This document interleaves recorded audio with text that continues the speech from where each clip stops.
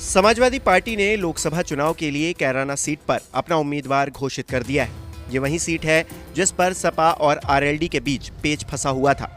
हालांकि वो पेच तो नहीं सुलझा, लेकिन इकरा हसन को अखिलेश यादव ने इस सीट से चुनावी मैदान में जरूर उतार दिया। यहाँ सवाल ये है कि आखिर कौन है इकरा हसन, जिन्हें इतनी महत्वपूर्ण सीट पर अखिलेश ने मौका दिया। चलिए जानने की कोशिश करते हैं। इकरा हसन ने दिल्ली के श्रीराम कॉलेज से हिस्ट्री में ग्रेजुएशन किया है, जिसके बाद उन्होंने लंदन की एक यूनिवर्सिटी से कानून की पढ़ाई करते हुए एलएलएम की डिग्री हासिल की है। इकरा हसन को राजनीति विरासत में मिली है। 9 साल से कैराना की राजनीति में सक्रिय इकरा हसन पूर्व सांसद तबस्सुम हसन की बेटी हैं। तबस्सुम हसन एक बार बीएसपी जबकि एक बार एसपी आरएलडी गठबंधन से कैराना लोकसभा की सांसद रह चुकी हैं। इकरा हसन के दादा अख्तर हसन ने 1984 में कैराना लोकसभा सीट से कांग्रेस के टिकट पर जीत हासिल की थी। इसी तरह इकरा के पिता लोकसभा, राज्यसभा, विधानसभा और विधान परिषद चारों सदनों के सदस्य रह चुके हैं। इसके लिए उनका नाम गिनीज वर्ल्ड रिकॉर्ड में भी दर्ज किया गया था।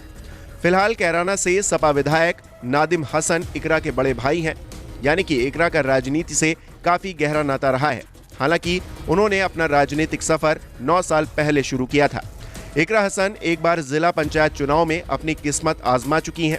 हालांकि उन्हें एमएलसी वीरेंद्र सिंह के बेटे मनीष चौहान ने हरा दिया था। इकरा हसन को लोकसभा चुनाव में उम्मीदवार बनाए जाने के पीछे एक दिलचस्प किस्सा 2022 के विधानसभा चुनाव का भी है, जब उनके भाई नाहिद हसन जेल में थे। उस दौरान इकरा हसन ने ही अपने भाई के चुनावी प्रचार का जिम्मा संभाला था और उन्हें जीत दिलाने में अहम भूमिका निभाई थी। कैराना में तभी से इकरा को लोकसभा प्रत्याशी बनाए जाने की मांग तेज हो गई थी।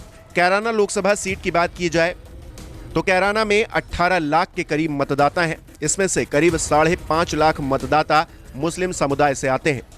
बताया जा रहा है कि इस बार भी यहां भाजपा, सपा और बसपा के बीच सीधा मुकाबला है। पिछले लोकसभा चुनाव में एसपी, आरएलडी और बीएसपी गठबंधन के बावजूद ये सीट बीजेपी के प्रदीप चौधरी ने जीती थी। तब बीजेपी के प्रदीप चौधरी को 5,66,961 वोट मिले थे। वहीं एसपी कैंडिडेट तबस्सुम हसन को 4,74,801 वोट ही मिल पाए थे। बहरहाल इस बार सियासी समीकरण काफी बदले हुए हैं। सपा कांग्रेस के बीच गठबंधन की थोड़ी गुंजाइश बची हुई है। हालांकि उम्मीद यही है कि सपा अकेले दम पर ही चुनाव लड़ेगी। इस बीच इकरा हसन को सपा ने मैदान में उतार दिया है। देखना दिलचस्प रहेगा कि इस बार बाजी कौन जीतता है। इकरा हसन का कहना है कि ये उनके परिवार का पहला चुनाव नहीं है। वो मजबूती से लोकसभा चुनाव लड़ेंगी। चुनाव जीतना उनकी पहली प्राथमिकता होगी।